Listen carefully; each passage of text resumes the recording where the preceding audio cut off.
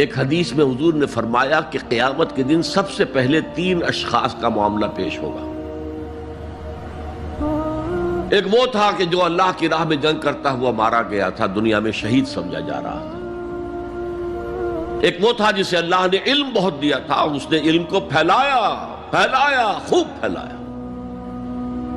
اور ایک وہ جس کے پاس جس کو اللہ نے بہت دولت دی تھی اور اس نے دولت جو ہے نیکی کے کاموں میں، بھلائی کے کاموں میں، غرباء، یتامى، مساکین کے لیے خرچ کیا۔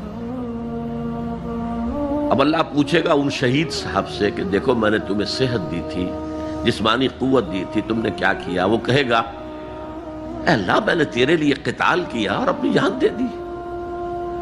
اللہ فرمائے گا کذبتا، تو نے جھوٹ بولا۔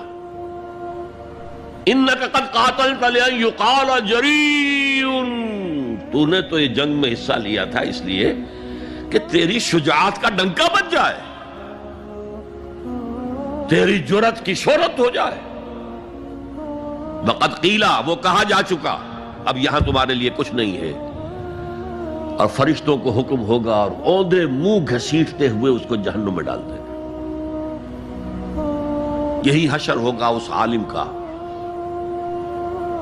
تو نے وہ نیکی کا کام کیا تھا، لئن یقال عالم، کہا جا چکا دنیا میں، ڈنکا بج چکا تمہاری شہرت کا۔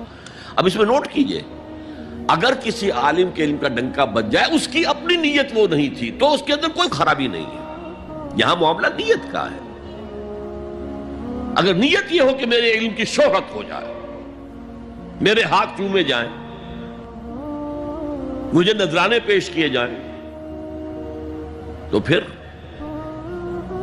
وہی حشر اس کا ہوگا کہ اوندھے منہ گھسیٹ کر جہنم میں ڈال دیا جائے۔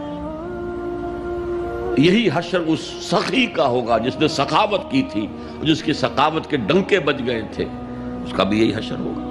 تو انما الاعمال بالنیات، اور یہاں نیکی کی بحث میں سب سے پہلے وَلَٰكِنَّ الْبِرَّ بِرُّ مَنْ آمَنَ بِاللَّهِ وَالْيَوْمِ الْآخِرِ،